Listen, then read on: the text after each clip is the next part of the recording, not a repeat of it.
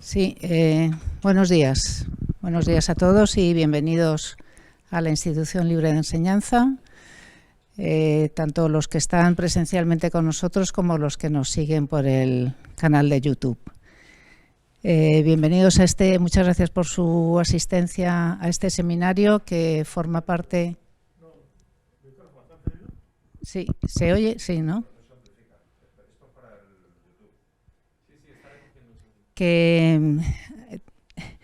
Este seminario forma parte de una larga serie de encuentros de profesionales que hemos estado organizando desde hace más de 10 años y que exploran las relaciones entre el sector cultural y las tecnologías digitales.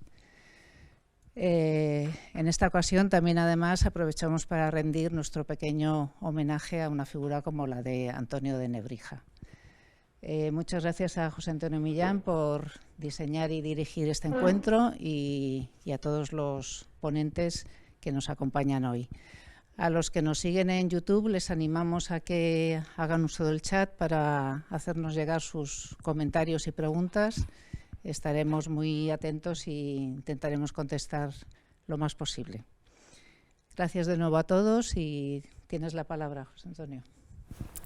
Muchas gracias. Y muy buenos días. Gracias a la Institución Libre de Enseñanza y a las otras instituciones que han colaborado en este encuentro, y gracias también a los participantes, público remoto y público del futuro que nos vea en forma de grabación. Bueno, la primera pregunta que uno se puede formular, y que de hecho se me ha formulado, es ¿y por qué Nebrija? Una buena respuesta sería ¿y por qué no?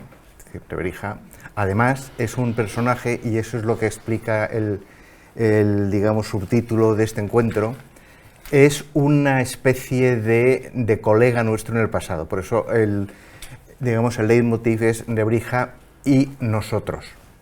Aunque está a caballo, como podríamos decir, entre la Edad Media y el Renacimiento, pero muchos de los planteamientos en los que estuvo y de los problemas que tuvo son muy contemporáneos, como no podía ser de otra manera, ¿no? Y bueno, y en general esa es una buena respuesta.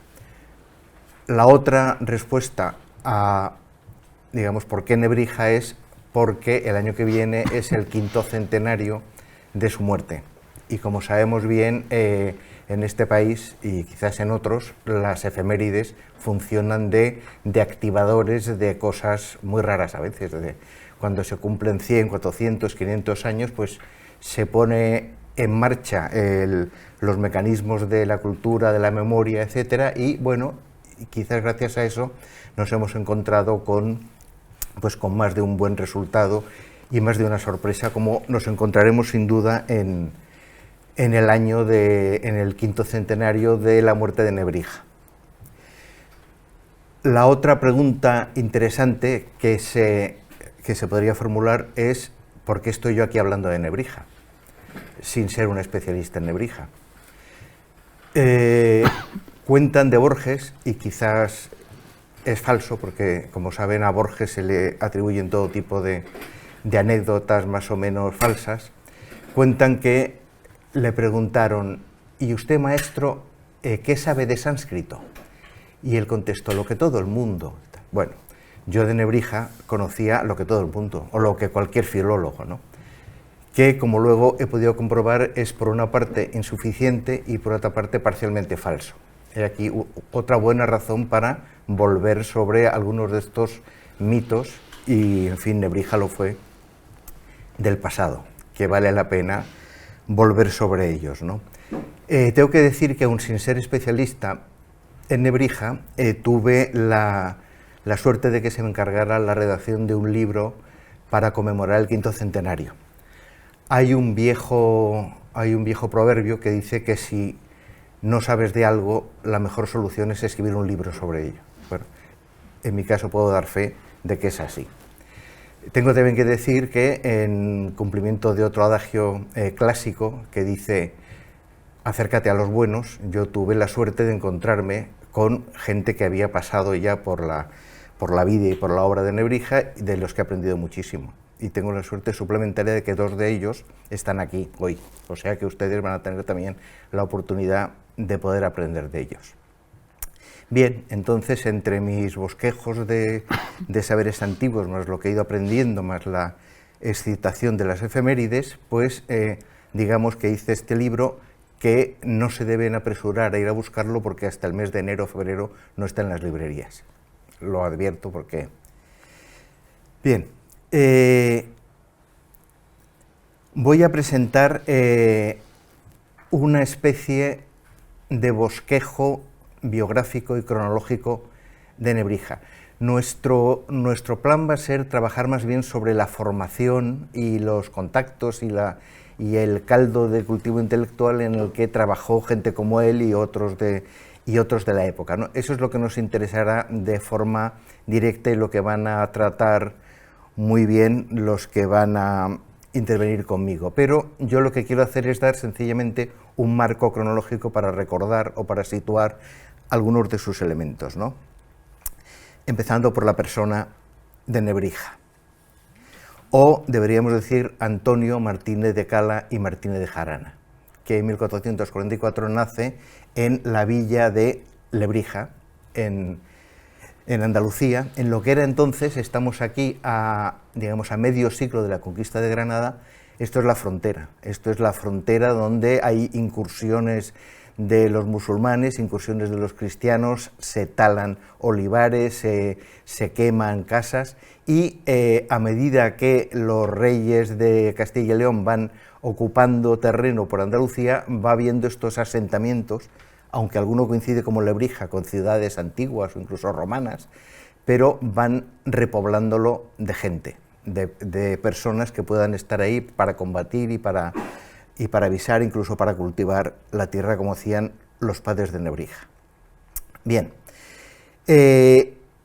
a la edad de unos 14 años, Nebrija va a la Universidad de Salamanca a hacer el bachiller en artes. Cuando pensamos hoy en la universidad, pensamos en algo que está bastante lejos de lo que era la universidad de entonces, por lo menos este grado de bachiller, que coincidía más bien con ser una especie de instituto de enseñanza secundaria, por la edad de la gente y por la formación y tal.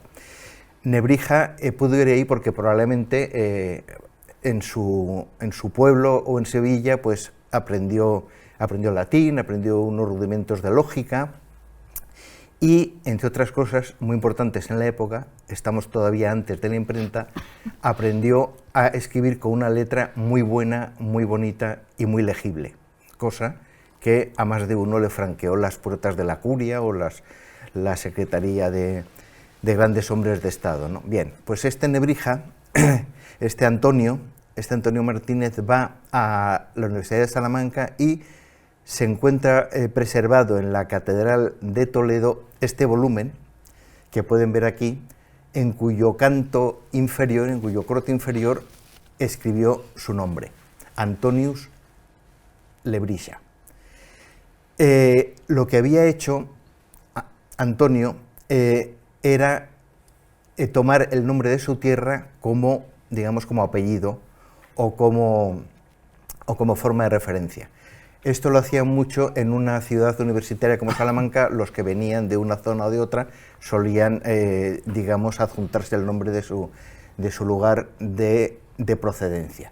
Y aquí Antonio, olvidando sus apellidos, que de hecho en esta época todavía no tenían ni fuerza legal ni costumbre, tenía que pasar bastante tiempo hasta que los apellidos funcionaran como hoy, se hace llamar por el nombre de su patria chica, de la que estaba muy orgulloso, por cierto. Bien, habiendo acabado el bachiller en artes, en 1465 va a la Universidad de Bolonia, de la que oiremos hablar más aquí. Bolonia era la universidad más antigua de Europa, en temas como derecho y como teología, era uno de los lugares punteros. Esta es una imagen de unas décadas antes de que fuera Nebrija, pero vemos la estructura típica de la Universidad de Bolonia, de la de Salamanca, de cualquiera. De hecho, tenemos aquí la cátedra desde donde habla el profesor, desde donde habla o desde donde lee, de donde viene el término lección, ¿no? Y aquí están los bancos desde donde oyen los estudiantes, y alguno, como vemos en esta esquina, alguno puede dormir. Bien. A estos bancos podían ir los estudiantes, a veces con sus criados. Los criados a veces podían sacarse una carrera también, digamos, a base de estar oyendo y de acompañar, de guardar el sitio a sus amos y de llevarles el brasero y cosas de esas. Bueno, pues aquí se sentaban los estudiantes, y también la disposición, que era típica de Salamanca o de cualquier sitio, refleja la jerarquía. En el sitial alto, la cátedra, está el maestro, de donde, digamos, emana el saber. Por cierto, si el maestro, digamos, lleva malos caminos, pues aparte de quemar sus libros, se puede proponer que se queme el sitial, la propia cátedra, para borrar de esa manera todo, digamos, toda huella de sus enseñanzas. A la cátedra no subía cualquiera, o sea, subían los profesores que habían sido nombrados, que habían hecho sus oposiciones, etc. Y no podían subir judíos, por ejemplo. La numerosa población judía que en la época estaba todavía en Salamanca y en otros muchos lugares. Y cuando hacía falta, como de hecho luego veremos, que algún judío explicara algo, explicaba desde los bancos. No podía subir, sino que tenía que explicar desde aquí. Bien, esta es un poco la jerarquía de la universidad, que se encontró primero en Salamanca, luego en Bolonia.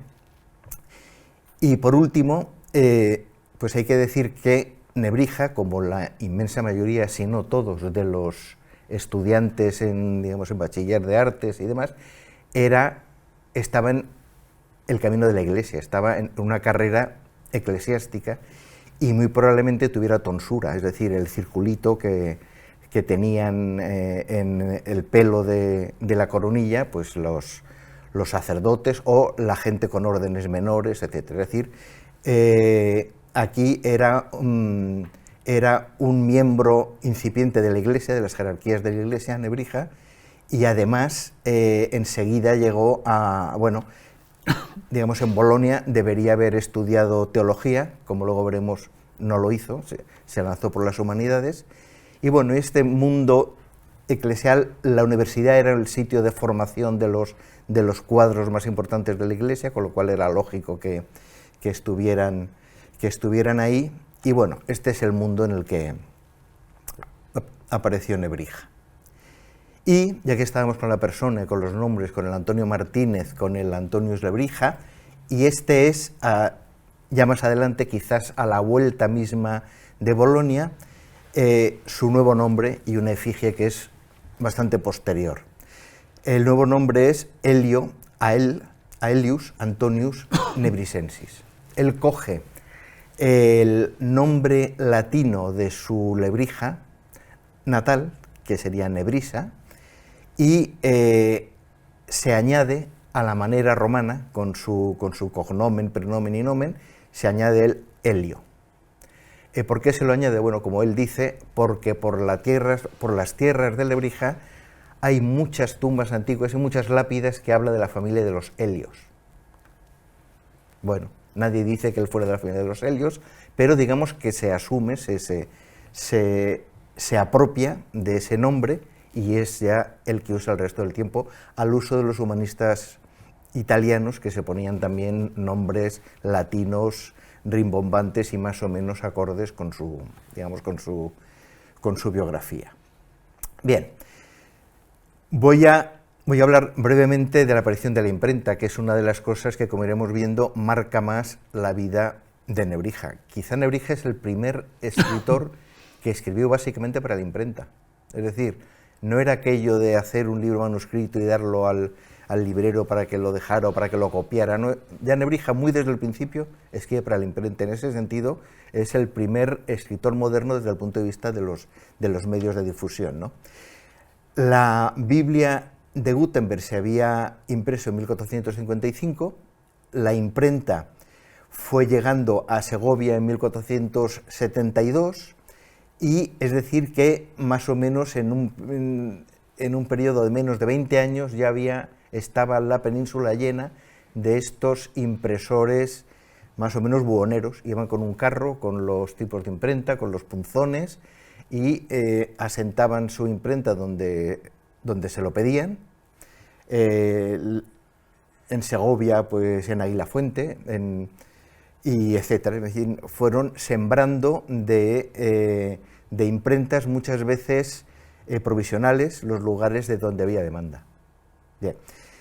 Y luego poco a poco fueron convirtiéndose en una parte importante del negocio universitario y de los mecanismos de gobierno, cuando ya los reyes se dan cuenta de que la imprenta es una cosa poderosa y ya empiezan a establecer imprentas, ¿no? Bueno, aquí de entrada, hacia 1478 quizás, aparece la primera imprenta en Salamanca, que como ciudad universitaria enseguida empiezan a producir el que básicamente material para los estudiantes, ¿no?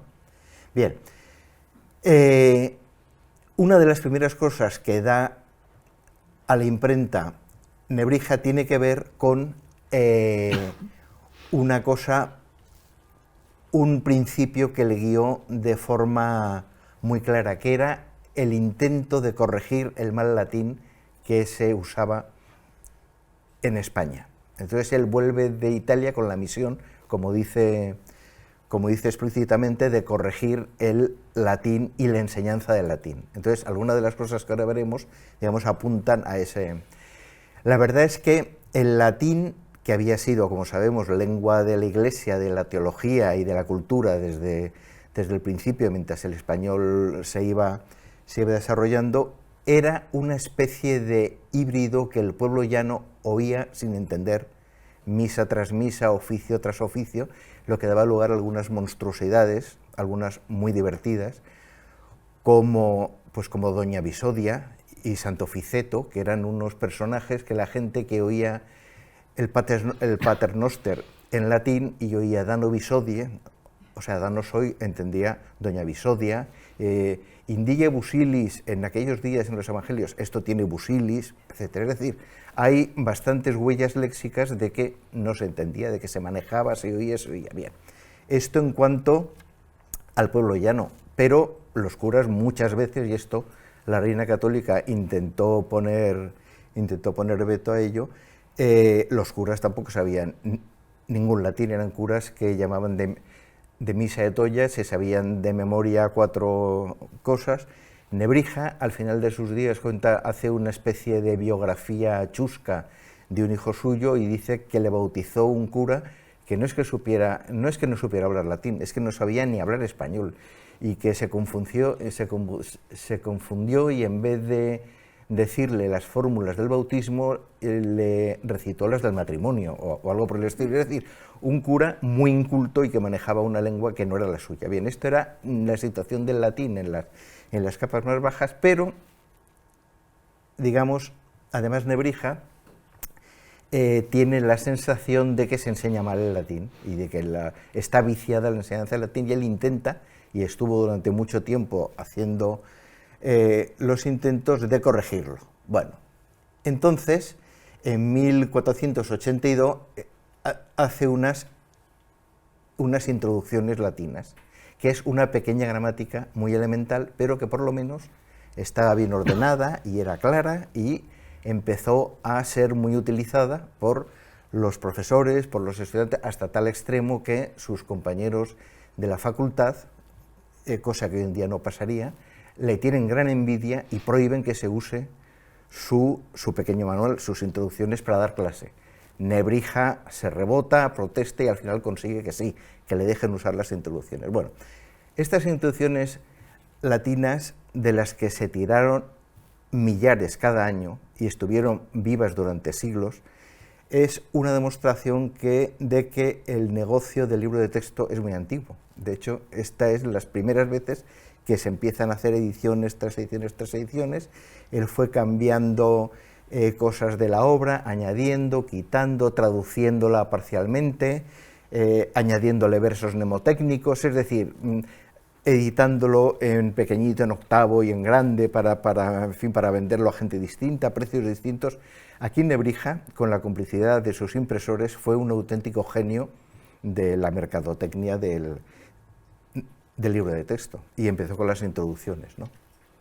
Pero tengo que decir que mientras tanto él había entrado de profesor en Salamanca y se casa en 10 años antes o unos poquitos años antes de que aparezcan las introducciones, y se casa y por lo tanto debe abandonar el estado eclesiástico que le habría permitido ganar buenos dineros, y es otra de las explicaciones de por qué se tiene que dedicar a sacar libros, a vender libros, a dar clases, a acumular 2 clases, a acumular 3 clases, pedir permiso para dar clase en domingo porque no le caben todas, etcétera, etcétera. Entonces, este es el Nebrija casado, llegó a tener 9 hijos y que tiene que estarse ganando el pan, comprarse una casa en Salamanca, etcétera, etcétera. Bien.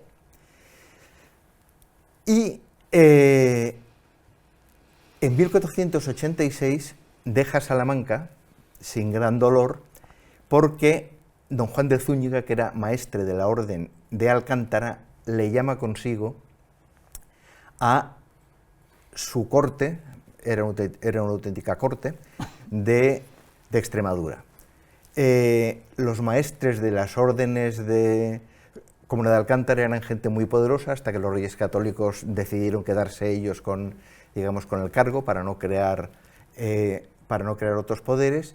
Y lo que hizo Juan de Zúñiga fue algo realmente propio de un príncipe renacentista, que es que invitó a estar viviendo con él a un gramático que era Nebrija, un astrónomo del que José Chavas luego nos contará, un músico, un filósofo, es decir, una serie de gente de lo más granado de la época, y se dedicaban pues a enseñarle cosas, a enseñarle, a hablar con ellos, a discutir entre ellos, es decir, sería todo un lujo, ¿no?, para la vida de alguien que estaba dando 4 clases distintas, digamos, constantemente. Bien, y una de las cosas que regalan a Juan de Zúñiga es una copia manuscrita del impreso de las introducciones.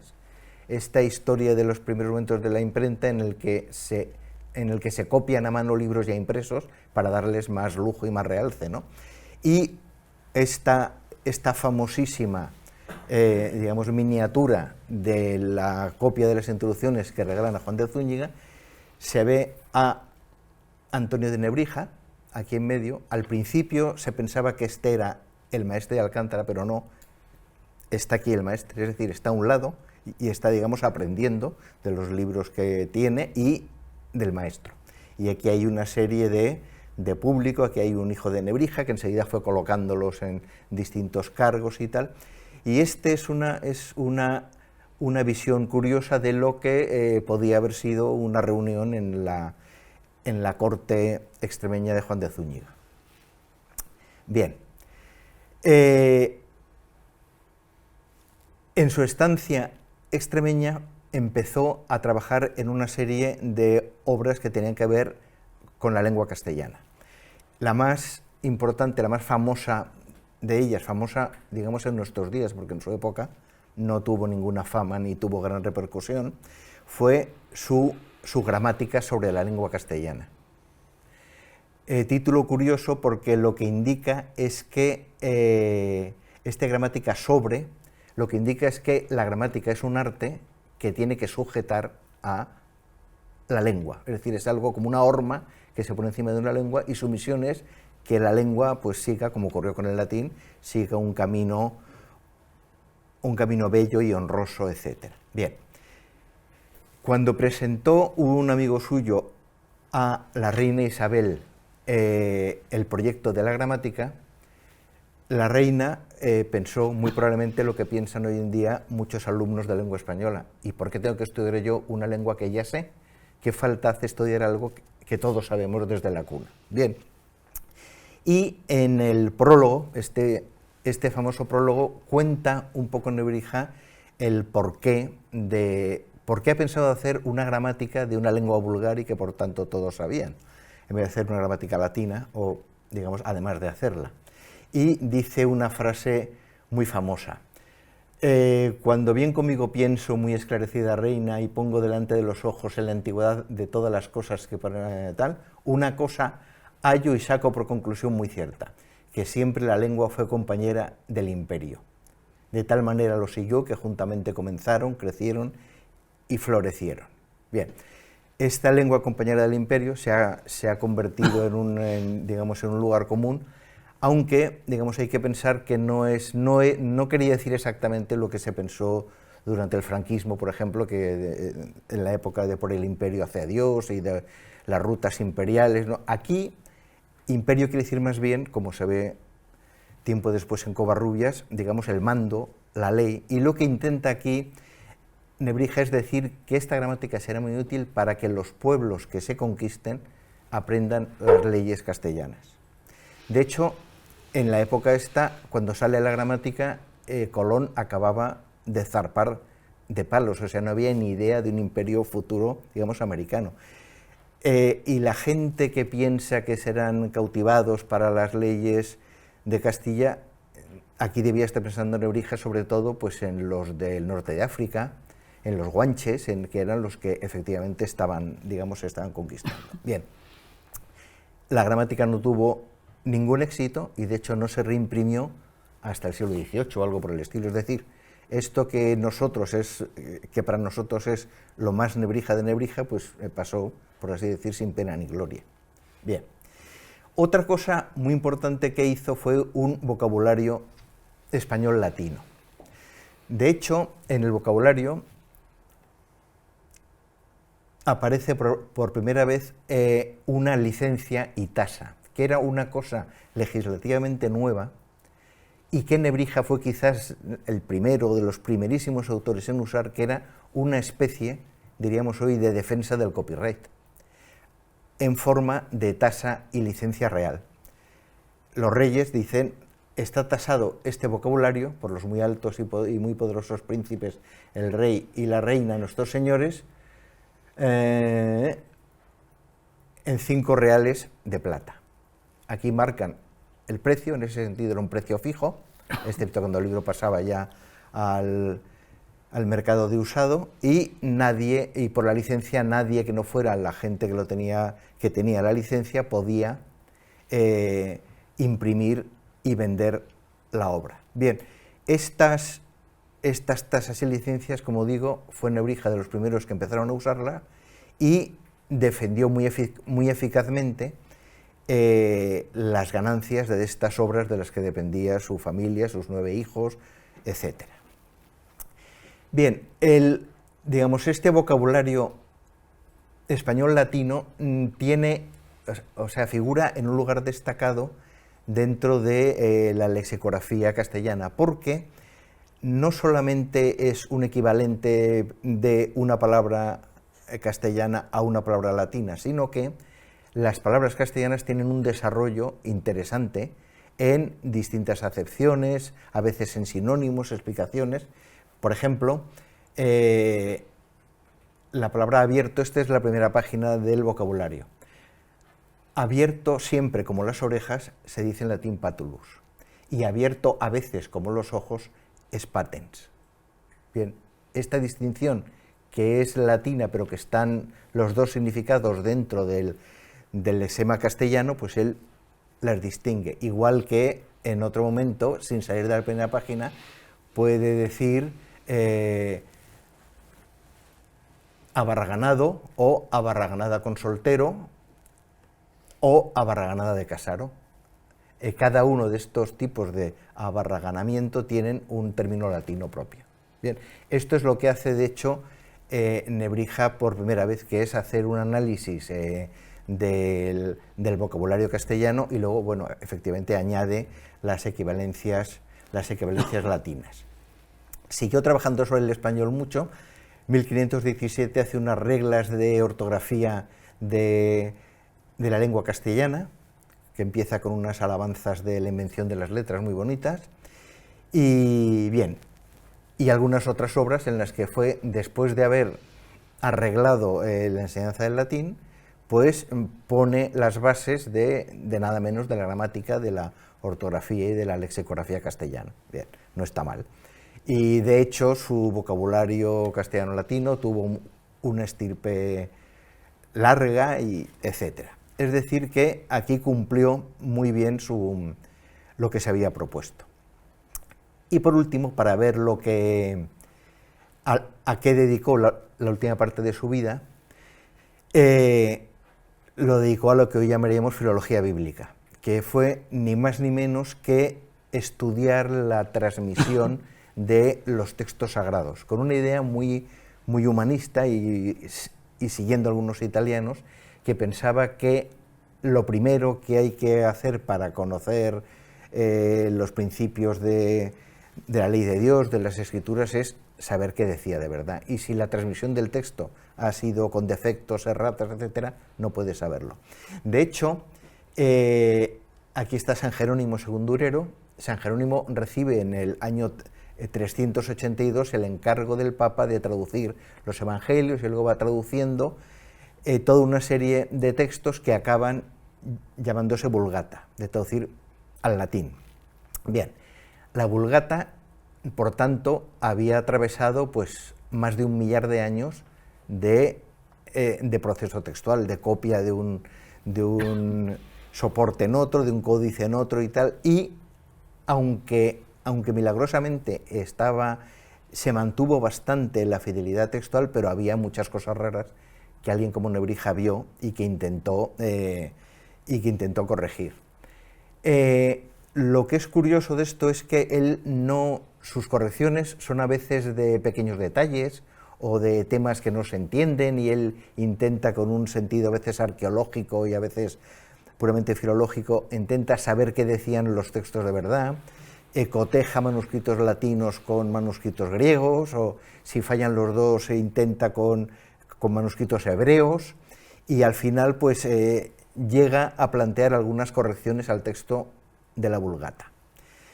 Y ahí es donde le cae encima la Inquisición, que por supuesto pensaba que, como demuestra muy bien la iconografía de San Jerónimo, un santo como él, que en fin amansaba a las bestias mientras traducía las Escrituras, su texto tenía que ser absolutamente intocable y poco menos que de transmisión divina. La recién creada Inquisición Real se vuelca sobre Nebrija y le intenta que renuncie a sus correcciones de la Vulgata. Y está a punto de dar con él o en la cárcel, o de que se quemaran sus obras, etc.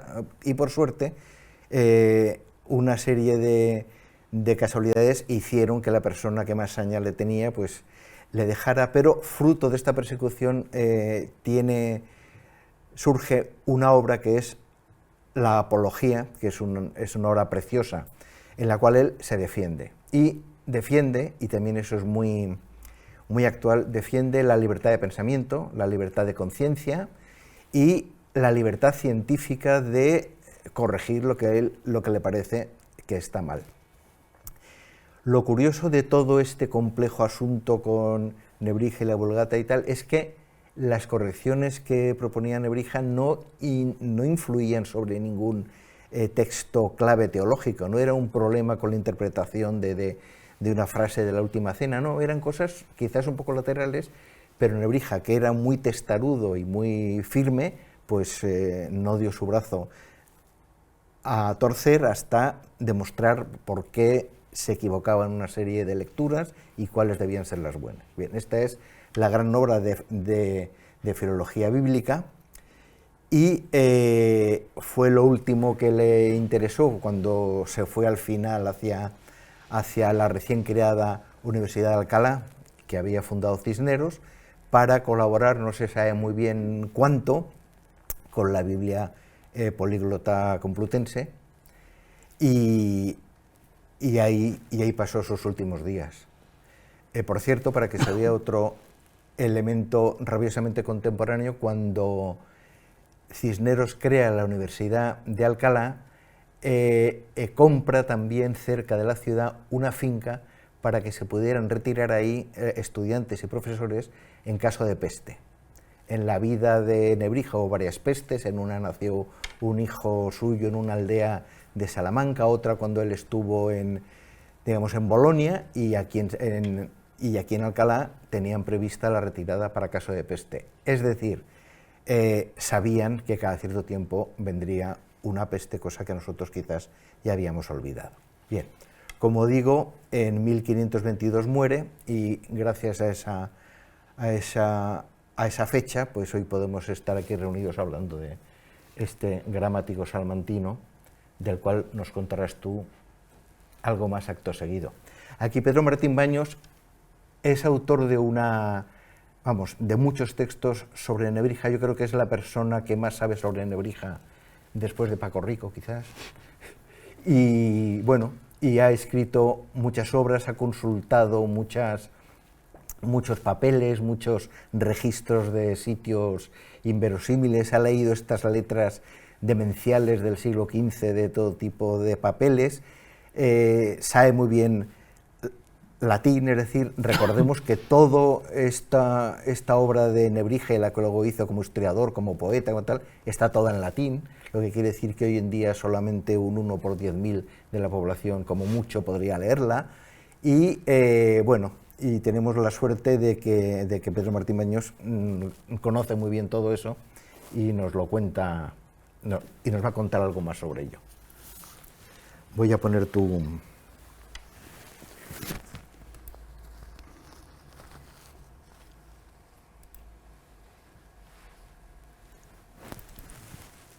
Es esta, ¿no? Sí, dale a la presentación para que se vea. No, allí. Ese icono creo que es. Vale. ¿Te quieres sentar aquí? ¿No? Bueno, aquí estoy bien. Ah, vale, vale. Esto supongo que funciona. Vamos a probarlo, sí. Vale. Bueno, pues buenos días. Yo agradezco infinitamente a José Antonio la invitación que me ha permitido además estar en la residencia de estudiantes, en la institución Libre Enseñanza. Para mí es un auténtico placer. Él ha resumido muy bien, ha hecho una presentación muy sintética y muy certera de la vida de Nebrija, y en principio, como la idea del coloquio es establecer puentes entre Nebrija y nosotros, yo he querido centrarme en 3 pequeñas calas que creo que conectan la biografía de ese hombre del siglo XV y XVI con nosotros.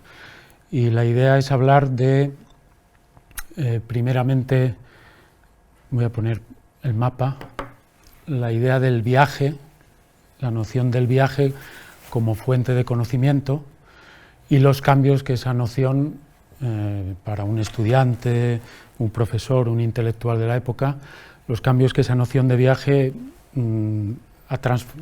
los cambios que se han producido en nuestra época. Luego quiero hablar también de la cultura manuscrita y la cultura impresa. Él, quizá como nosotros, o los que tenemos cierta edad ya, estuvo a caballo entre la cultura manuscrita y la impresa, que supuso una revolución absoluta. De igual manera que nosotros hemos vivido, algunos de nosotros, el paso de la cultura analógica, digamos, a la cultura digital, que es otra revolución también. En ciertos aspectos es muy comparable. Y luego espero tener tiempo para abordar un pequeño asunto polémico sobre cierta distancia, cierto atraso incluso cultural de la península ibérica con respecto a Europa, ilustrándonos con alguna anécdota precisamente de sus estudios bíblicos. Bueno, comienzo por el primer punto, que es esa noción del viaje como fuente y proceso de conocimiento, que para nosotros yo creo que ha cambiado mucho, en los últimos tiempos ha cambiado mucho. En este mapa he señalado pues, el primer viaje que hizo él, de Sevilla, porque probablemente partían de Sevilla los estudiantes de la diócesis de Sevilla. Lebrija está un poco más al sur, claro, lindando ya con Cádiz, para encajarse en Salamanca. Hoy en día para nosotros esto es pues, un viaje de 5 o 6 horas en coche, una cosa muy asequible. Y además pues, al día siguiente puedes regresar a tu lugar de origen y ya está. En aquella época un estudiante de 14, 15 años como él, que estudió, como ha dicho José Antonio, alguna cosilla en su propia Lebrija natal, quizá en Sevilla, y que tenía unos rudimentos a los 14 años, pues de algo de latín, poquito, seguramente se le daba bien y era alguien en quien la familia depositó esperanzas para que iniciara una carrera de estudios. Desplazarse entonces a Salamanca, un muchacho con unos rudimentos de latín, era un viaje que realmente marcaba. Estudiar era desarraigarte de un sitio, pasar un tiempo en otra parte y volver, quizá cuando uno se bachilleraba, pues muchos evidentemente volvían a su lugar de origen, pero esos años pasados fuera, en los que no era normal recorrer habitualmente la distancia hacia el lugar de donde uno viene, pues cambiaban la visión de las cosas, era evidente, ¿no? Yo soy profesor de secundaria y desde hace un tiempo a esta parte la experiencia que a mí me llega, bueno, y tengo un hijo estudiando también aquí en Madrid, es que los muchachos van y vienen. Ya no solo, yo estaba deseando salir de mi casa, pero ya el retorno a la casa se produce con mucha más asiduidad de lo que en otros tiempos. Uno se pasaba en la universidad que fuera varios años y lo de volver a casa tampoco apetecía exactamente. Ahora sí, ahora vuelven con el petate de la ropa sucia y se llevan todos los tuppers de comida, y ese corte con el cordón umbilical tarda más en producirse. En aquella época pues él se tuvo que espabilar, lógicamente, con los 14 años. Normalmente se montaban en una carreta de un arriero, que se concertaban varios estudiantes de la diócesis y emprendían un viaje que era, ya digo, largo. No está documentado que a lo largo de los años que estuvo en Salamanca regresara a Lebrija, es posible que regresara en algún momento a lo largo de 5 años, pero lo normal era que el cordón umbilical se cortara ya. Y ese proceso en sí mismo es enriquecedor, evidentemente. Y luego, a diferencia de nuestra época, esta es una fotografía de la biblioteca, la famosa biblioteca de Salamanca, no es la original de la época de Nebrija, pero bueno, la he elegido porque el saber no estaba al alcance de cualquiera y en cualquier sitio.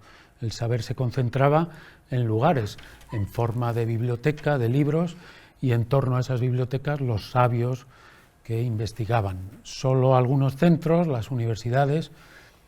Él estuvo también, como ha dicho José Antonio, en una corte con gente como él, sabios de distintas disciplinas, pero esas cortes pues eran también minoritarias, los reyes, algunos nobles. Es decir, que en contraste con nuestra época, el saber estaba centralizado o localizado, mientras que el saber en nuestra época tiende a lo contrario, a deslocalizarse. Para investigar era necesario recorrer esa distancia, y uno en Sevilla, bueno, en una ciudad más grande, sí, pero en Lebrija uno no tenía esos libros, ni posibilidad siquiera de arrimarse a ellos.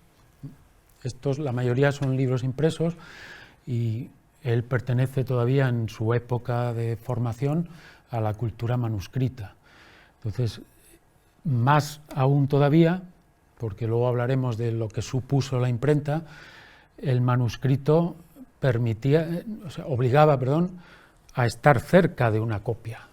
Uno no podía conseguir leer ese libro o copiarlo para uso personal sin tener una copia al lado. Pensemos en Internet hoy en día, que acerca cualquier biblioteca, cualquier terminal nuestra de nuestras casas. Pues, por poner un ejemplo, es, yo creo que 10, 15 veces más potente que lo que era hace 50 años visitar asiduamente la Biblioteca del Congreso de Washington. Es una cosa desmesurada el cambio que se ha producido, que ha permitido deslocalizar ese conocimiento. En cambio, en la época de Nebrija, pues uno tenía que desplazarse, y ese desplazamiento era enriquecedor en sí mismo, y estaba en contacto con un centro del que era difícil salirse y seguir en contacto con él, ¿no? Hoy en día las cosas yo creo que han cambiado bastante. El segundo viaje que hace Nebrija, después de estudiar en Salamanca, esto es una El cielo de Salamanca, es como se llama, es una bóveda que justo en época de Nebrija, cuando él estaba ya como profesor allí, se dispuso en la biblioteca que se había concebido. Es un espacio que ahora está recuperado, si han visitado la Universidad de Salamanca, está recuperado de manera arqueológica. Era una bóveda sobre originariamente una capilla y ahí se había dispuesto la biblioteca. Y lo curioso de ese cielo de Salamanca, en el que quizá participase Nebrija como inspiración, los sabios que lo diseñaron, pues él estaba probablemente en ese entorno. Lo curioso es cómo la simbología de cubrir una biblioteca con una cúpula cosmográfica, con la cosmografía de aquella época, que daba a entender que efectivamente esa biblioteca era el centro de algo, un centro importante, el centro del saber, ¿no? Decía que el segundo viaje importante esto es un mapa del Mediterráneo, es a Bolonia, donde él consigue una beca para estudiar, en principio, teología. Estuvo allí 5 años y el viaje que probablemente hizo no está documentado, pero lo normal es que regresara a Sevilla, Cádiz, y desde allí era una ruta que estaba era muy asidua, estaba muy conocida por el mercado, el comercio. Desde allí emprendiera el camino hacia Génova. No dejó nada escrito al respecto, pero la ruta terrestre pues era bastante más complicada, tenían que atravesar los Alpes. Lo normal es pensar que, siendo él de Sevilla, pues se acercara a aquellos puertos para zarpar hacia Italia, aunque otra posibilidad era Valencia, Barcelona, que lógicamente tenían un comercio muy activo, un ir y venir de los barcos con Italia muy activo, ¿no? De Génova tuvo que hacer este otro camino, tampoco está documentado, pero era la ruta normal, subirse hacia Piacenza, Parma, Módena y después llegar a Bolonia. Este, por ejemplo, es el camino que hizo Carlos V cuando fue a su coronación, porque atravesar los Apeninos pues tampoco era una opción. Bueno, no parece que se moviera por toda Italia. A veces se ha querido presentar a Nebrija en Italia como una especie de descubridor ya de manuscritos, que conoció a todos los humanistas habidos y por haber, arriba y abajo. Está documentado que estuvo 5 años en Bolonia y la beca era para estudiar teología, y probablemente pues hizo sus estudios de teología sin más problema, pero encontró en Italia, es verdad, otro centro del saber, distinto además. En Italia se estaba cociendo desde hacía un siglo el famoso humanismo, que era la vanguardia intelectual de aquella época, que después se exportó a toda Europa, incluida España. Y en ese centro, que tampoco era el centro más pujante del humanismo de aquella época, encontró pues aires nuevos, manuscritos nuevos. Probablemente fue allí donde pudo hojear algún libro impreso. El primer libro impreso en Bolonia es de 1470, cuando él ya regresa. Su regreso se produce porque le invita otro magnate de la época. La fama de latinista debía ser, de que era un gran latinista, debía precederle, y aunque era una persona joven que estaba en Italia, pues debía mantener contacto con la península, y alguien le habló al arzobispo Fonseca, que es famoso, entre otras cosas, por la frase esta famosa de quien fue, originariamente es quien se fue de Sevilla perdió su silla.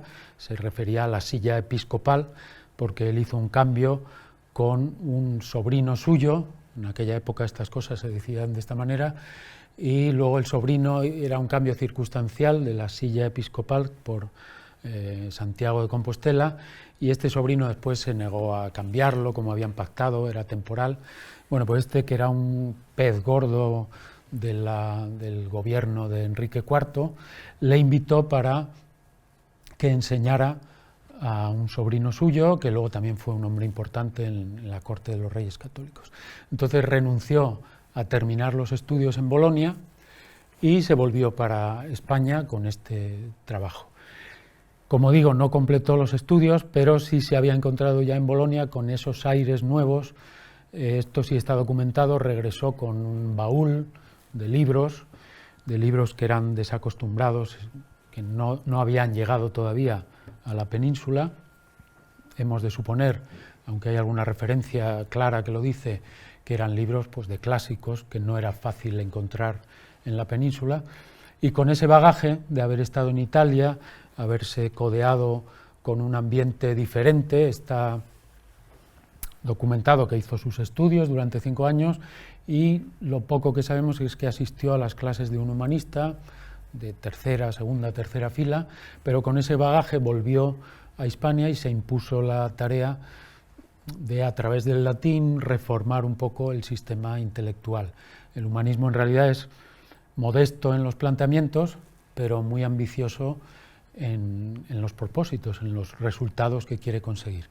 Y Nebrija llevó a España con ese propósito, a través de algo modesto. En realidad era un profesor de instituto, ¿no?, que quería reformar el latín, pero también quería darles tirones de orejas a los popes de la universidad, para los que hablar con corrección, expresarse con corrección, ir a las fuentes antiguas, hacer una labor de cotejo, pues parecía que no era tan importante.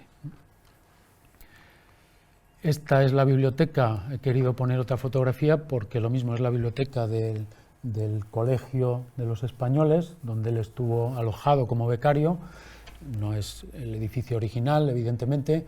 Aquí se conserva un volumen con ciertas obras de Nebrija interesantes, pero lo mismo, él debió de encontrar en Bolonia centros del saber, es decir, era necesario desplazarse a Italia en su época para entrar en contacto con textos que era imposible soñar con encontrarse en la península.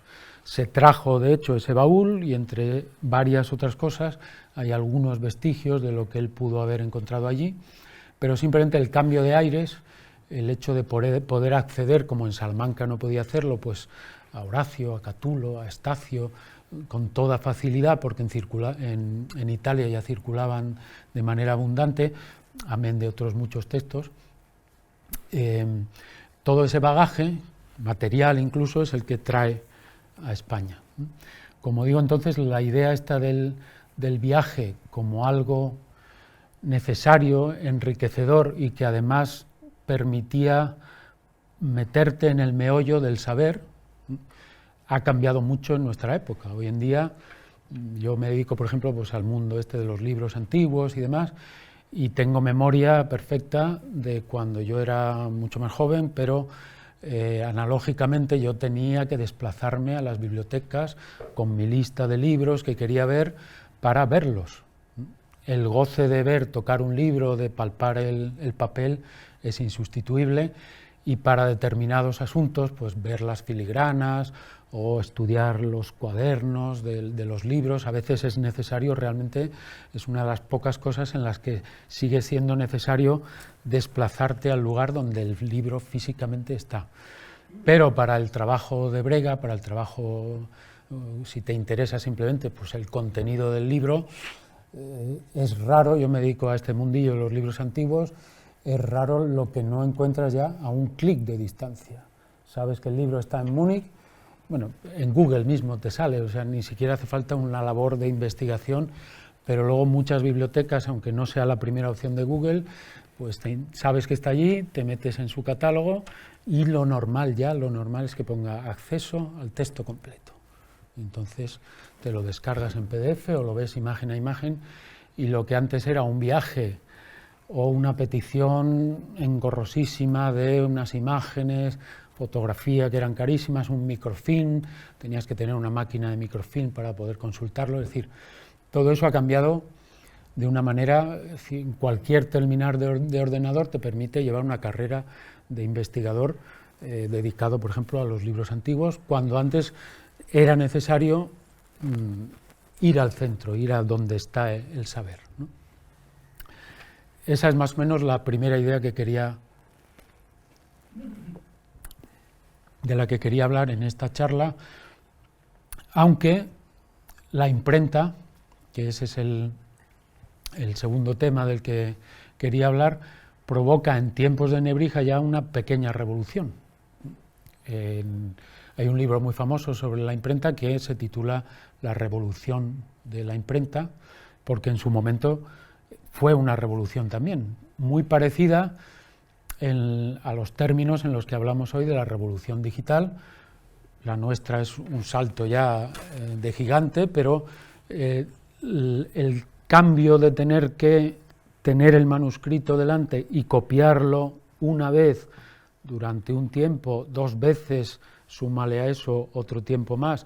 El soporte al principio, el pergamino, era caro, el papel un poco más barato, pero seguía siendo un proceso, o bien lo hacía uno mismo. Nebrija es verdad que aprendió caligrafía y probablemente tuvo ingresos como estudiante y jovencito copiando cosas. Ese proceso era caro, costoso en el tiempo, y la imprenta vino a alterarlo todo y a darnos el primer paso hacia esa deslocalización del saber, porque la imprenta permitía justamente eso también. En principio, bueno, me he ido a la imprenta muy rápido, he venido con la recomendación de un libro que está ahora mismo en las librerías, yo lo he leído este verano, es un libro divulgativo muy ameno, hecho por un especialista sobre todo en Shakespeare, que ha tenido también premios por una biografía de Shakespeare que hizo.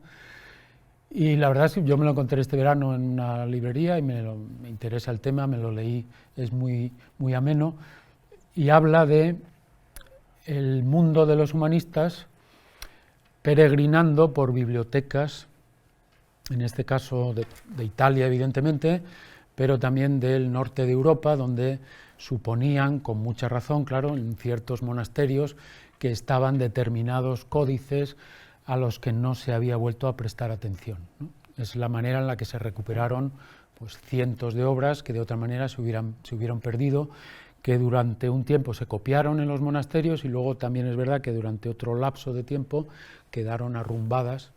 Y habla de un famoso humanista, Pollo Bracciolini, Pollo Florentino, a la manera en cómo se tituló también Nebrija con el Nebrisensis, y un viaje hacia un monasterio en el que encuentra el De Rerum Natura de Lucrecio, que en su época tampoco tuvo mucho predicamento, pero luego puso las bases de un entendimiento moderno de la física, del mundo natural, alejado un poquito de los cánones religiosos. No fue un bestseller de entrada ni algo que provocara una revolución inmediata, pero el descubrimiento de ese manuscrito puso las bases de descubrimientos posteriores, ¿no? A imitación de este giro, de este viaje por ciertas bibliotecas de los humanistas, nuestro Nebrija también hizo un viaje comisionado por la reina, probablemente estaba Cisneros detrás. Esto es un papel posterior, pero en el que se habla de que residiendo en la corte, porque estaba muy bien relacionado, Antonio de Nebrija, historiador, ya había sido nombrado historiador cuando se habla, están hablando retrospectivamente de él, que fue maestro de retórica en la Universidad de Alcalá, había venido con cédula de la católica reina, doña Isabel, a la dicha iglesia de Albelda, en La Rioja, y había visto y visitado el dicho archivo y libros y escrituras dichos que en él había escritos de mano de letra gótica, que es lo interesante, y otras letras, es decir, letra visigótica, es decir, manuscritos del siglo IX, X, XI. Esos manuscritos son los que estuvo buscando, probablemente en su mayor parte eran Biblias, porque yo sospecho que detrás de esa cédula real estaba ya la figura de Cisneros, que había empezado a montar un equipo de biblistas, en el que incluyó, como no, a Antonio de Nebrija, para editar la Políglota, de la que después hablaremos.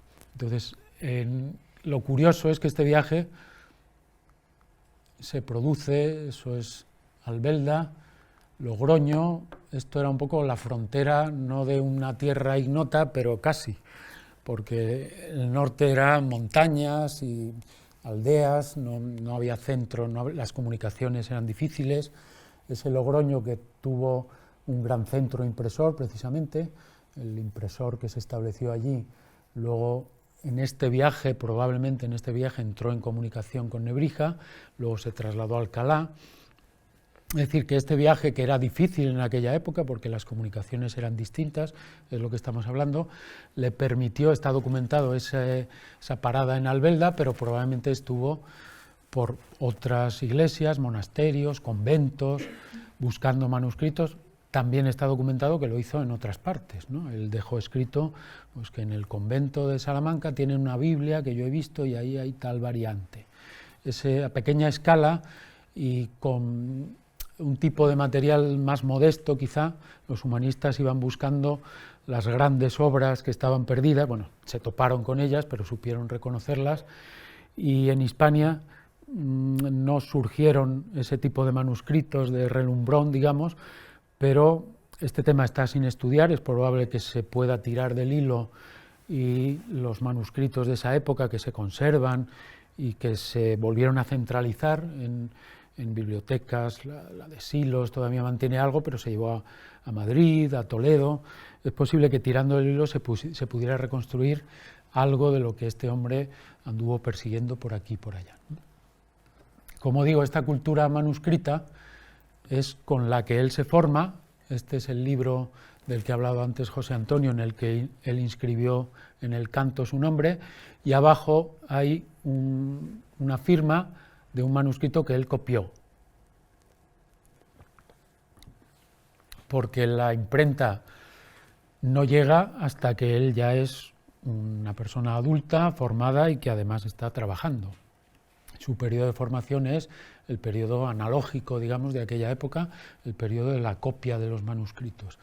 Este es un manuscrito de Fedro, traducido al latín, copiado por él, que se conserva en Salamanca, y el de arriba es un manuscrito que José Chabás conoce muy bien también, que eran apuntes de bachillerato, lo que hoy serían los apuntes que luego se arrumban ya en fotocopias y demás, se conservan en un librito que tiene un poco de todo, hay desde un tratado del astrolabio hasta apuntes diversos de geografía, de astronomía, algo lógicamente de gramática, de retórica, son apuntes misceláneos de un bachiller, porque a lo largo de los 5 años de bachillerato pues se tocaba un poco todos los palos. La letra de ese manuscrito de abajo es de Nebrija. Esto es una famosa carta de Cicerón que está contenida en este manuscrito de arriba. Es decir, ya en Salamanca, estudiando ese manuscrito, uno encuentra ciertos atisbos a través de probablemente profesores italianos que se desplazaban a la península, ciertos atisbos. Aquí hay 4 o 5 cartas de Cicerón que fueron un gran descubrimiento de Petrarca, 50, 60 años antes, y que poco a poco iban calando. En el caso de las cartas, por ejemplo, pues se pasó de la escritura de unas cartas muy rimbombantes, muy solemnes, muy recargadas, medieval, a la escritura de cartas a la manera más moderna, más distendida, como una charla entre amigos, que era precisamente lo que uno leía en las cartas de Cicerón. Esta carta fue muy conocida en la época, habla de los tipos de cartas que hay y demás, y ese ya está en el manuscrito que el jovencito Nebrija pudo leer en su época de bachillerato, pero era un atisbo de 4 o 5 páginas, ¿no? Hasta que no llegó realmente al lugar donde esos textos circulaban de una manera más abierta, pues no pudo empaparse de esa cultura antigua que llegaba a cuentagotas a Salamanca. Esto es otro manuscrito muy curioso. A mí me costó tiempo conseguir estas fotocopias, que están en unas manos privadas y que pertenecen a una copia también de un librito burlesco, un libro burlesco griego traducido al latín, que probablemente se trajo de Bolonia y que regaló al obispo Vivero, al obispo de Salamanca. Digo que es curioso y solamente están las fotocopias porque está en manos de una familia privada, que no sé hasta qué punto sabrán que tienen un manuscrito autógrafo del propio Nebrija en su biblioteca, y que gracias a que una doctoranda hizo una tesina y se fotocopió ese manuscrito, y yo di con ella y me proporcionó gentilmente las fotocopias, hemos podido estudiarlo un poco. Es mano de Nebrija, salvo la firma de debajo, que es posterior, ¿no?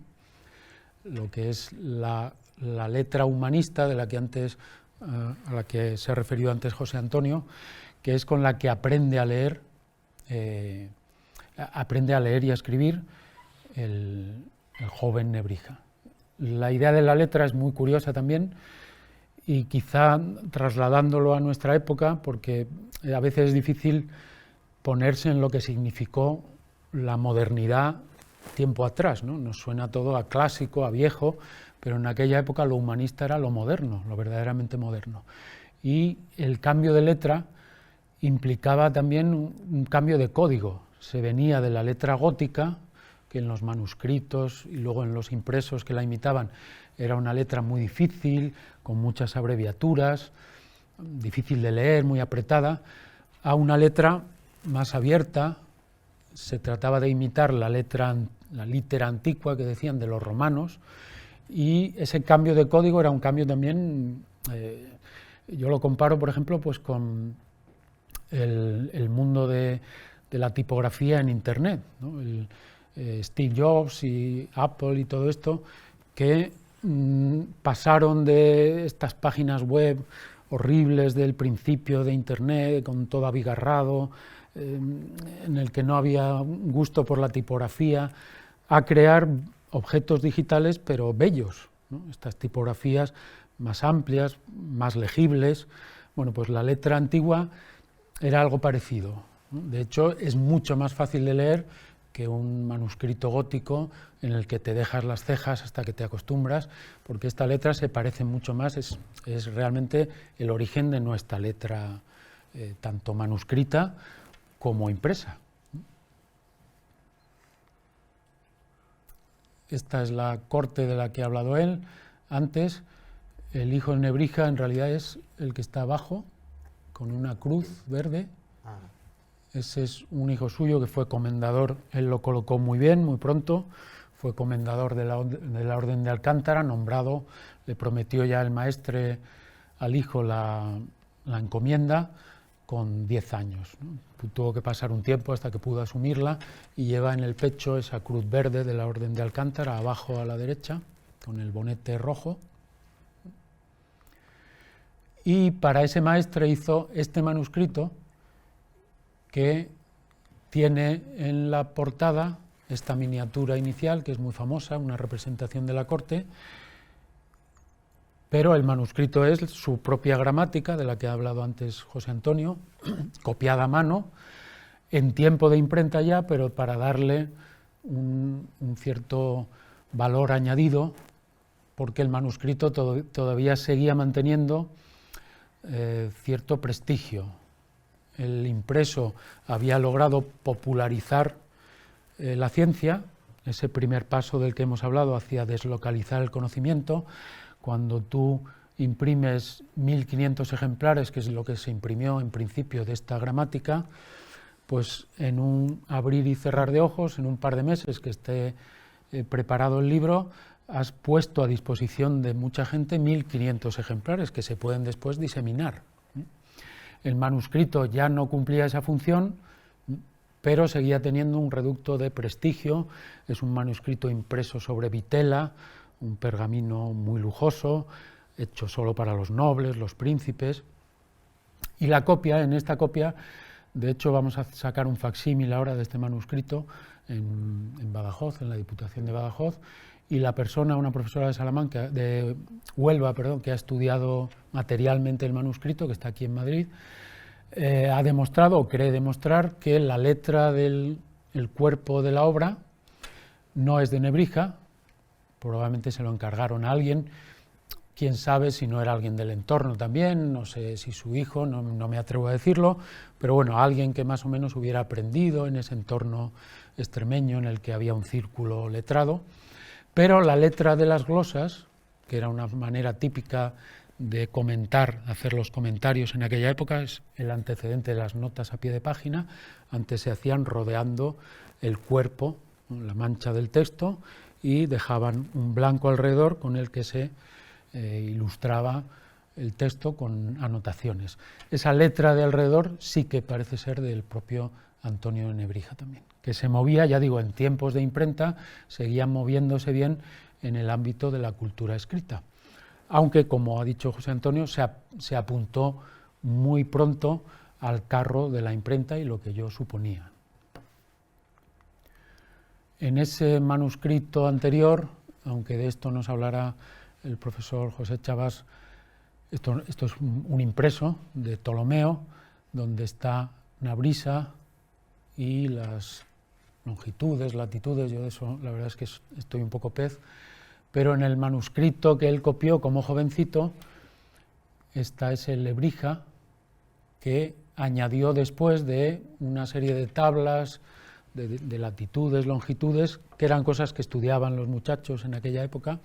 Añadió lógicamente su pueblo de referencia con está tachado al principio, no sé si ven, 36, esa especie de lazo es un 4 y luego un 0, ¿no? Lo tachó porque no le debió salir bien, parece que podría poner un 5, un 9 y luego puso un 5. Bien, pues entonces lo corrigió a 40. Vale, y he traído como curiosidad también Pedro de Osma, está arriba el nombre, Petri de Osoma, fue uno de los maestros de Nebrija, encausado por la Inquisición. A este sí que el proceso inquisitorial le dio de lleno. Fue profesor de Nebrija mientras él era jovencito y luego es posible que coincidiera en algún momento ya como profesor, y de él probablemente tomó la idea de que la imprenta, este es un impreso muy muy antiguo, de los primeros que se conservan en la península, porque este profesor vio el potencial que tenía esa manera de trasladar los textos a los propios alumnos, que no tenían que copiarlo, sino que podían comprarlo de una manera más asequible y fácil. La oferta ya que se les ponía delante era mayor, ¿no? Si se dan cuenta, la letra es este tipo de letra redonda, clara, ya de influencia humanista, aunque es un texto religioso puramente, pero ya se traen de Italia una manera de componer que es diferente. El código en el que está hecho, visual, tipográfico, ya es distinto, es más accesible, aunque está lleno todavía de abreviaturas y demás. Y Nebrija se apuntó muy pronto a ese carro de la imprenta, sabiendo, como antes dijo José Antonio, que era un negocio, entre otras cosas. Él era profesor, ya digo, de instituto, llamaríamos hoy. El público que tenía era adolescentes que necesitaban gramáticas, diccionarios, aunque podía interesarle después eso a cualquier persona. Y no solo vio el potencial que tenía, él venía de esa cultura manuscrita, pero bueno, nosotros, aunque vengamos de lo analógico, nos hemos reenganchado a lo digital también, sin muchos problemas. Él vio ese potencial, y no solo como una manera de difundir, sino también como una manera de, como autor, tener ingresos.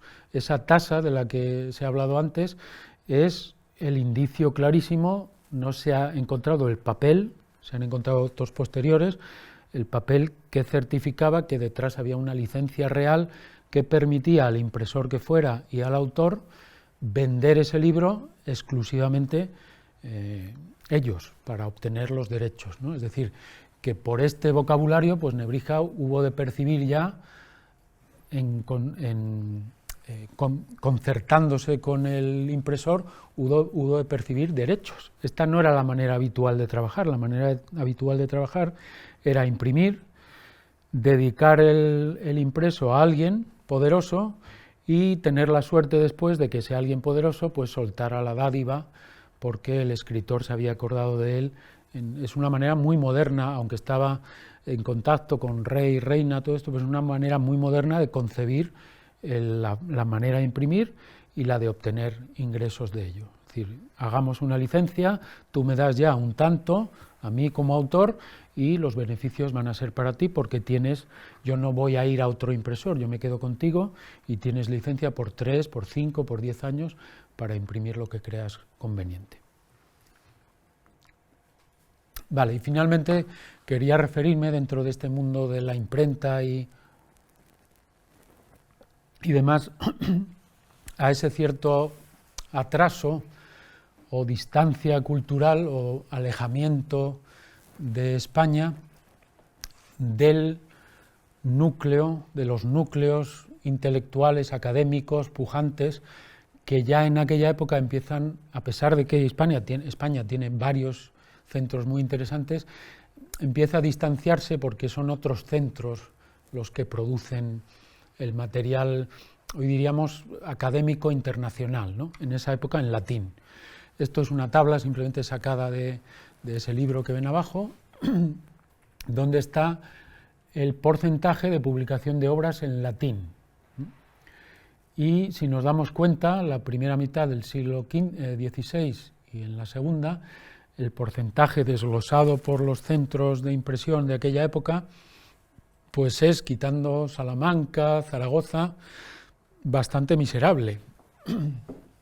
La imprenta en España era vocacionalmente romance.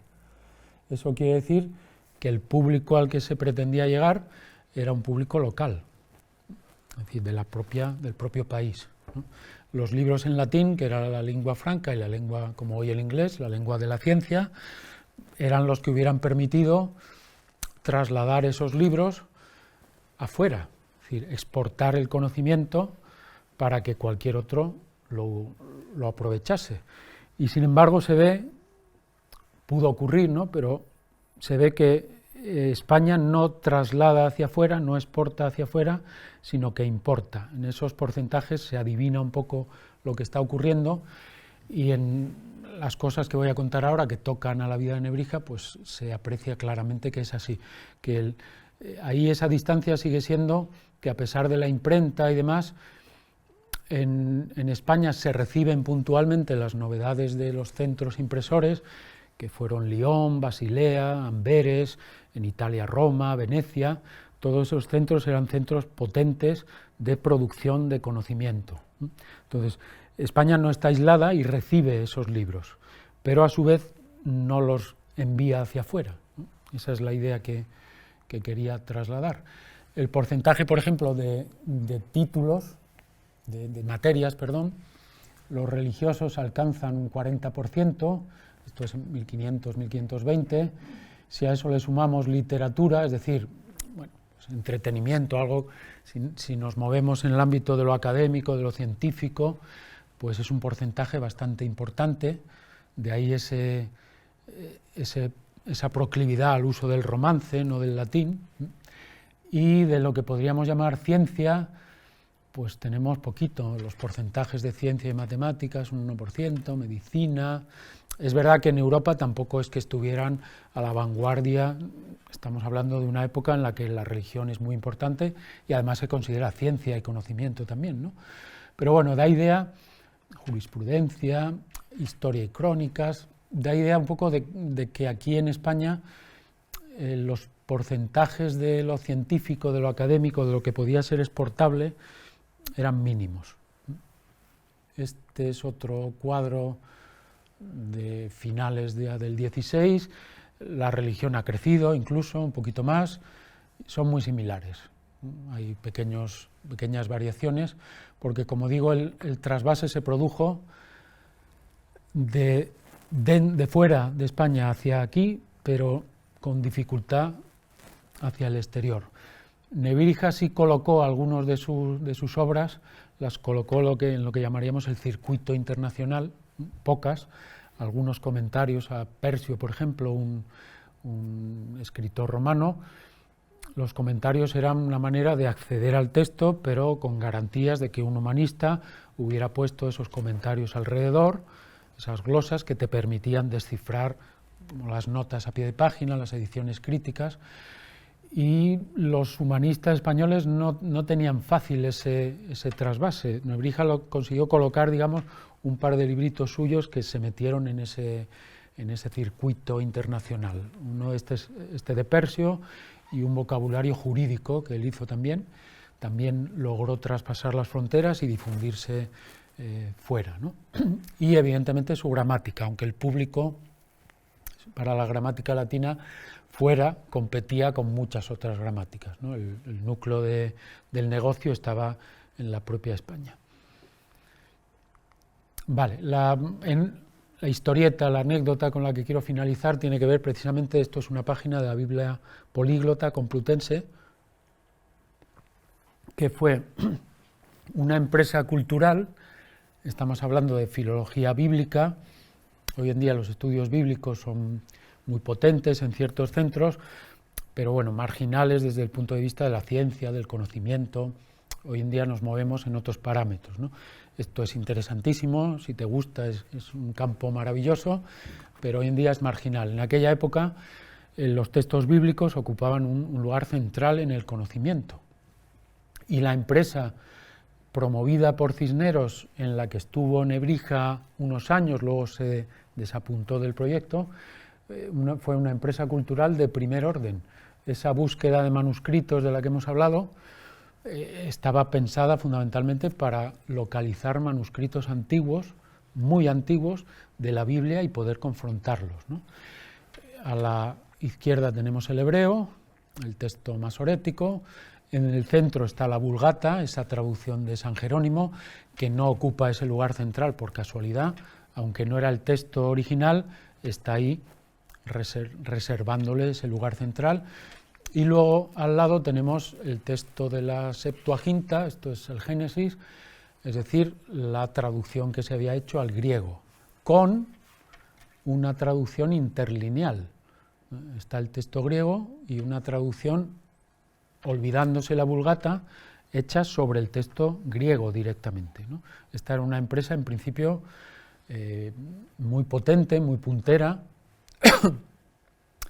Los problemas con la Inquisición y demás no eran solo por el hecho de atreverse a tocar una coma de la Vulgata, sino que tenían que ver con luchas de poder, facciones dentro de la propia Iglesia, que no era tampoco un bloque monolítico. Estamos pensando quizá en los inquisidores vestidos de negro, persiguiendo a todo el mundo, y dentro de la Iglesia convivían varias tendencias, y esta tendencia más progresista, digamos, este libro está promovido por Cisneros, con además la anuencia del Papa, que incluso prestó varios manuscritos del Vaticano, es decir, que es una empresa puntera, intelectualmente muy potente, que se hace en Alcalá de Henares, pero es un libro que no traspasa fácilmente las fronteras hacia afuera. Su vocación era la de ser un instrumento internacional. Y sin embargo, en este caso además, por avatares de la propia edición, se retrasó mucho la impresión de todos los volúmenes, incluso en el viaje hacia Italia para llevar ejemplares al Papa hubo un naufragio y se perdieron, es decir, hubo un lapso de tiempo en el que esta empresa de primer orden perdió, digamos, el pie de modernidad que tenía y de ser algo perfectamente vanguardista y a la cabeza de toda Europa. Erasmo de Róterdam es el gran humanista europeo, con todas las de la ley y con todo el reconocimiento que merece, es el que heredó, digamos, el reconocimiento de este tipo de estudios. Pero en realidad sus estudios son posteriores a esta obra y desde luego muy posteriores a lo que había hecho ya Nebrija. Pero Nebrija conocía a Erasmo y Erasmo no conocía a Nebrija, lo conocía de oídas. Sí, un sabio interesante en Hispania, pero no había leído su obra realmente. Este es, digamos, se me ha olvidado poner el rótulo, es la edición del Nuevo Testamento que hace Erasmo. En griego, es la primera edición del Nuevo Testamento en griego, que se adelanta a la Políglota Complutense, pero por estos avatares de la edición, porque en realidad el otro ya estaba impreso, pero no se había difundido. Y una traducción al latín que es propia de Erasmo también, es decir, deja a un lado la Vulgata, el texto que se suponía canónico y que la Edad Media había consagrado, pero que estaba lleno de errores y de toda traducción tiene fallos, pues Erasmo deja a un lado esa Vulgata y crea su propia traducción más fresca, un latín más humanista, directamente del griego, ¿no? Como digo, esta obra se lleva todos los laureles, también las críticas y las persecuciones, pero en realidad Erasmo es un epígono. Lo que se había empezado a hacer en España, lo que había empezado a hacer como pionero, yo creo que europeo, Nebrija, a pesar de que sus obras quedaran en este rincón español que no trasladaba las fronteras, pues era anterior y era importante también. Y voy a terminar con, este es un manuscrito de un septuagenario Nebrija, le quedaban pues 2 o 3 meses para morir, estaba en Alcalá, donde fue muy bien tratado por Cisneros, y le llega noticia de que en una polémica que hay con Erasmo, Erasmo dice que él era sobre una minucia del texto del Nuevo Testamento. Nebrija proponía un cambio y había publicado ya varias cosas, incluida en su gramática latina, que se difundía por todas partes, había publicado ya que ese cambio tenía que hacerse. Es el nombre de una mujer que se había confundido, en fin, es una minucia estúpida, pero era de Tálita a Tábita. Una estupidez que hoy en día ni siquiera saldría a pie de página en una Biblia crítica moderna, ¿no? Una estupidez absoluta, pero era algo en lo que él tenía razón y había que corregirlo. Era un error y, bueno, estas minucias, pues claro, ese error hacía que luego en hebreo pues no significara nada con la B o con la L, ¿no? Una estupidez, pero que él ya llevaba 15 años diciendo que había que corregirse.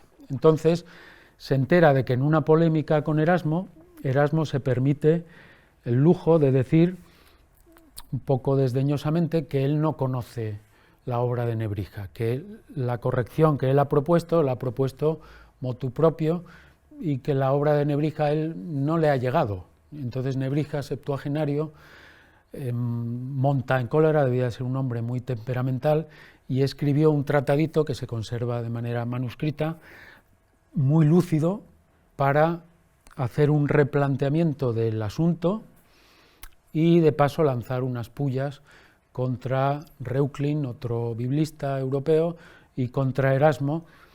Detrás de este manuscrito, de esta obrita ya del final de su vida, hay ese cierto, no me atrevo a llamarlo resentimiento, pero sí esa conciencia de la distancia con otros, con el mundo europeo, ¿no? Viene a decir el tratado, por supuesto muy argumentado y demás, que llevo yo 15 años defendiendo esta lectura en diversas publicaciones y en Europa se permiten el lujo de despreciar ese trabajo diciendo que no lo conocen, pero la realidad era que no lo conocían. Claro, la obra de Nebrija, editada en Alcalá, no había hecho el camino europeo, mientras que la obra de Erasmo, porque él cuando escribe este tratado sí que recibe la obra en la que lee esa polémica.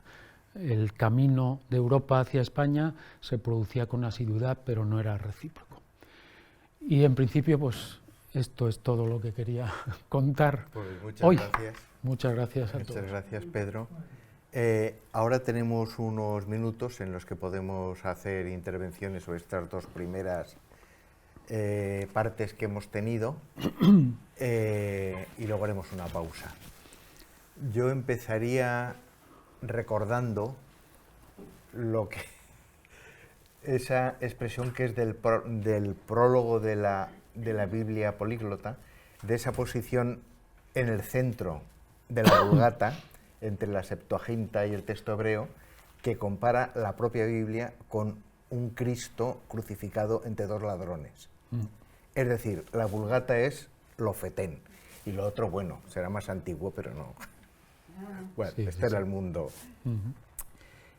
Quería comentar algo también que nos dijeras sobre el latín como lengua franca, porque claro, aquí en la Universidad de Salamanca los estudiantes tenían que hablar latín, aunque a veces no quisieran, y en distintas épocas hubo que poner multas para que hablaran en latín. Los profesores hablaban en latín en sus clases. Había gente que venía de Polonia o donde sea que lo hablaban en latín. Cuando va Nebrija a Bolonia, se integra perfectamente en una universidad que habla latín. Claro, esto era una ventaja, ¿no?, del punto de vista de la circulación. Sí, sí, sí. El latín era pues como el inglés hoy en día. También ha habido ese cambio de la época en la que yo estudié, me formé y demás. Los idiomas para nosotros, para los españoles, eran... Hoy en día hay muchas otras carencias, y yo vengo de un mundo en el que las conozco bien, pero, por ejemplo, se ha avanzado mucho en el idioma. Y en la época de Nebrija, el latín era la lengua de cultura para leer, para escribir, pero también para comunicarse, ¿no? Las chanzas se producían cuando un español daba el salto y chapurreaba un latín del que se reían los humanistas italianos, por ejemplo. Quizá hay un poquito de exageración también, porque los humanistas en estos fueron muy chauvinistas y trataron de imponer un entendimiento del latín que era el suyo, para eso lo habían inventado, el humanismo, y el atraso no era tal tampoco, ¿no? Y en España había mucha gente, había un trasvase continuo en el mundo de la Iglesia, de la cultura, hacia Italia y otras partes, y es verdad que se manejaban. Incluso Nebrija critica algunas de las ideas preconcebidas de su juventud relacionadas del humanismo, de la pronunciación de algunas cosas. Él fue un filólogo de gran nivel que quizá no sigue sin estar reconocido muchas de sus cosas a nivel europeo, ¿no?, o mundial. Y él estudió, por ejemplo, por la pronunciación del latín, del griego. Muchas de sus ideas siguen vigentes. Y, como digo, algunas ideas preconcebidas que venían del mundo italiano, él después, cuando fue mayor, las discutió. Es decir, que también había un poquito de chauvinismo ahí, aunque, desde luego, la península ibérica pues estaba mucho más atrasada en ese aspecto. El latín como lengua de comunicación habitual no era, había multas, persecuciones, y la gente no acababa de entrar por ese aro, pues porque lo cómodo para todo el mundo no era hablar latín, era una exigencia, pero se cumplía de aquella manera. Si hay alguna intervención en la sala, ¿sí?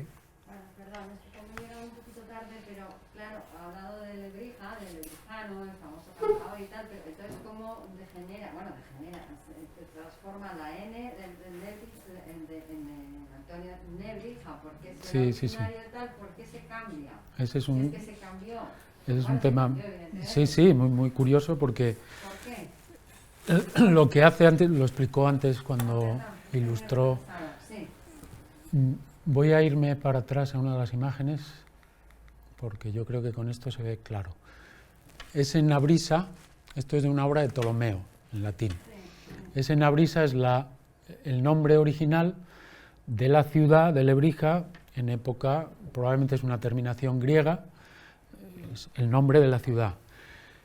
Había una variante, que era Nebrisa. De las dos maneras se difundió, ¿no? Entonces, cuando él quiere adoptar un nombre latino, como hacían los grandes humanistas, no parte del romance, claro, parte de, igual que Huelva, Ónuba, onubense, pues él, Nebrisa, prefiere la otra variante porque le da juego con una leyenda que relacionaba Nebrija con unas pieles de nébrides que se ponían para hacer un culto a Baco, en fin, coge esa variante con la E, pero él elige el nombre de su ciudad, Nebrisa, y de ahí hace Nebrisensis.